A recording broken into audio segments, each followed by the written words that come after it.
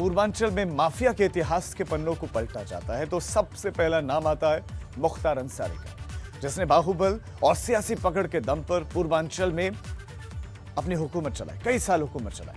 लेकिन इस मुख्तार की इस हुकूमत को हमेशा ब्रजेश सिंह से चुनौती मिलती रही।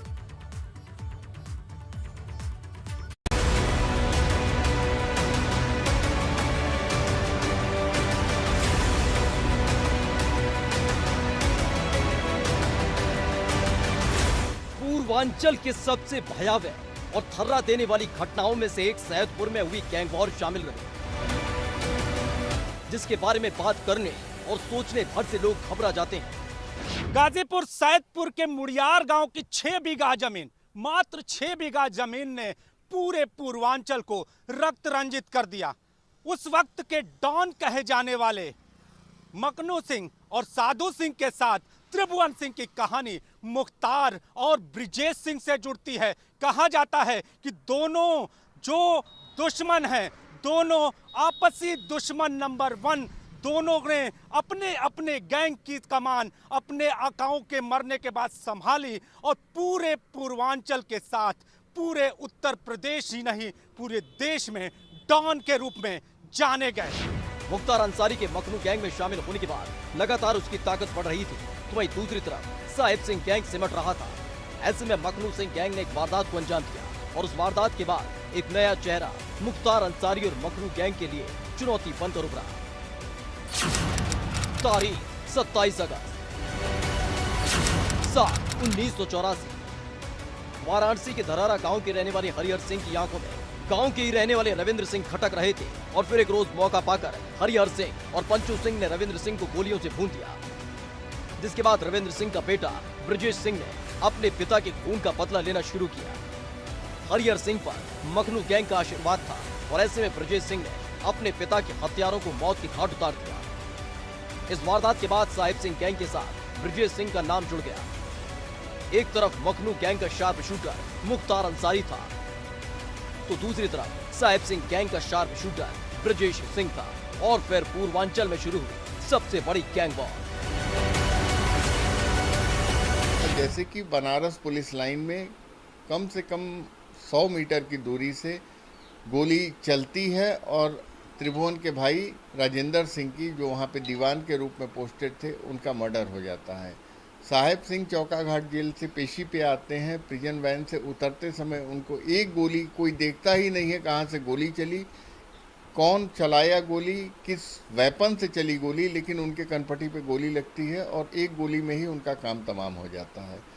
तो वहाँ तक गैंग की कमान जिस समय ये पीक चल रहा था साधु सिंह के ही हाथ में थी। 1989 में जिस समय विधानसभा चुनाव हो रहे थे प्रदेश में, उस ज़माने में साधु सिंह ब्लॉक प्रमुखी के चुनाव लड़ने के लिए सरेंडर करके वो पहले जेल गए और जेल से अस्पताल में इलाज के लिए, गाजीपुर सदर अस्पताल में इलाज के लिए भर्ती थे।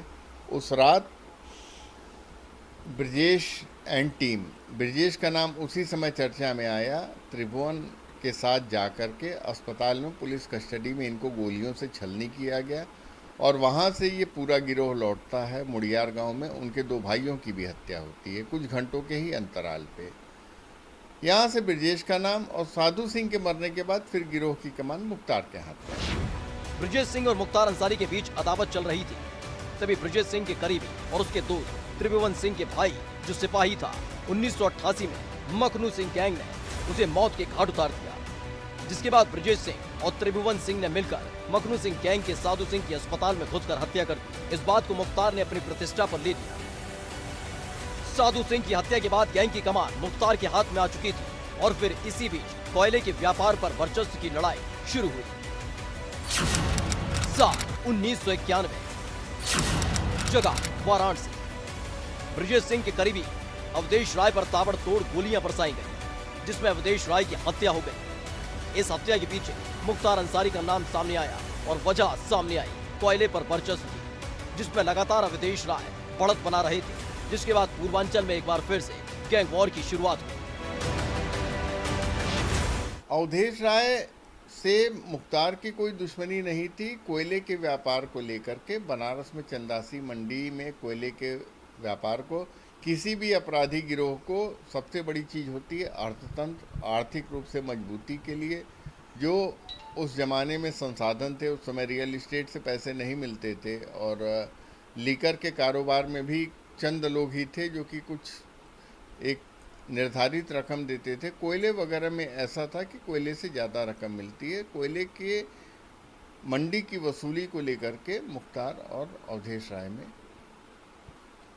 मतलब वर्चस्व की लड़ाई रही। अवधेश राय की उनके घर के सामने हत्या हुई थी। दुस्साहसिक तरीके से उनको गोलियों से छलनी किया गया था। उस समय उनके छोटे भाई अजय राय विधायक नहीं हुआ करते थे। अजय राय जब तक लाइसेंसी राइफल लेकर के घर से निकलते, ललकार के उन्होंने फायर वगैरह भी किए, लेकिन तब तक वारदात को अंजाम देने वाले शूटर जा चुके थे। जराइम की दुनिया में मुख्तार अंसारी काफी आगे बढ़ चुका था, अपने दुश्मनों पर लगातार भारी पड़ रहा था।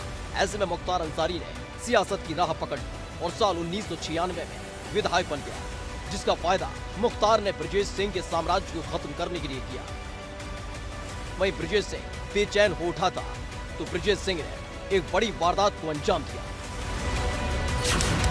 7 जुलाई 2001, जगह गाजीपुर। विधायक मुख्तार अंसारी का काफिला उसरी चट्टी के पास से गुजर रहा था, तभी काफिले पे हमला हो गया। इस हमले में जमकर गोलीबारी हुई। ब्रजेश सिंह जैसे तैसे अपनी जान बचाकर भाग निकला, लेकिन इस गैंगवॉर में मुख्तार और ब्रजेश सिंह के कई गुर्गे मारे गए और ब्रजेश सिंह के मारे जाने की अफवाह भी उड़ी। लेकिन एक बार फिर से ब्रजेश सिंह ने वापसी की और उसके सिर पर हाथ रखा भाजपा के नेता कृष्णानंद राय ने। 2002 में भाजपा की टिकट पर कृष्णानंद राय ने चुनाव लड़ा। ब्रजेश सिंह का कृष्णानंद राय को साथ मिल गया। इस दौरान गाजीपुर की मोहम्मदाबाद सीट पर कृष्णानंद राय ने ताल ठोकी। मुख्तार अंसारी के भाई अफजल अंसारी के खिलाफ कृष्णानंद राय ने चुनाव लड़ा और न सिर्फ लड़ा बल्कि भाजपा के कृष्णानंद राय ने ब्रजेश सिंह की मदद से ये चुनाव जीत भी लिया। भाई अफजल अंसारी के चुनाव हारे जाने की खबर से मुख्तार अंसारी बौखला गया था, जिसके बाद गाजीपुर में दंगे भड़के और उसका आरोप भी मुख्तार अंसारी पर लगा। लेकिन इसी बीच एक और बड़ी वारदात को अंजाम दिया गया। तारीख 29 नवंबर साल 2005, जगह गाजीपुर। एक कार्यक्रम से लौट रहे विधायक कृष्णानंद राय की कार को बदमाशों ने घेर लिया और ताबड़तोड़ फायरिंग की, जिसमें विधायक कृष्णानंद राय समेत 6 लोगों की हत्या हो गई। इस हत्या का आरोप मुख्तार अंसारी पर लगा, जिसमें मुन्ना बजरंगी पर वारदात को अंजाम देने का आरोप था। बांदा जेल में बंद माफिया डॉन मुख्तार अंसारी के गुनाहों का अब हिसाब होगा। लेकिन मुख्तार कैसे मुख्तार बना, किस तरह से मुख्तार ने पूर्वांचल में अपनी दहशत कायम की, कैसे मुख्तार माफिया बना, इसकी पूरी कहानी एबीपी गंगा आपको दिखा रहा है। और इसके साथ ही हम आपको बता रहे हैं कि स्कूल का वो छात्र जो पढ़ता था, जो क्रिकेट खेलता था, वो कैसे दोस्तों का दोस्त और दुश्मनों का दुश्मन बना। गाजीपुर में हुए 2005 में दंगे की वारदात के बाद मुख्तार अंसारी को जेल जाना पड़ा और उसके बाद से लेकर अब तक मुख्तार अंसारी जेल के अंदर है। अलग अलग जेल में बंद रहते हुए भी उस पर कई वारदातों को अंजाम देने और अपने गैंग को चलाने का आरोप लगता रहा है। एबीपी गंगा के लिए वाराणसी से नीतीश कुमार पांडे की रिपोर्ट।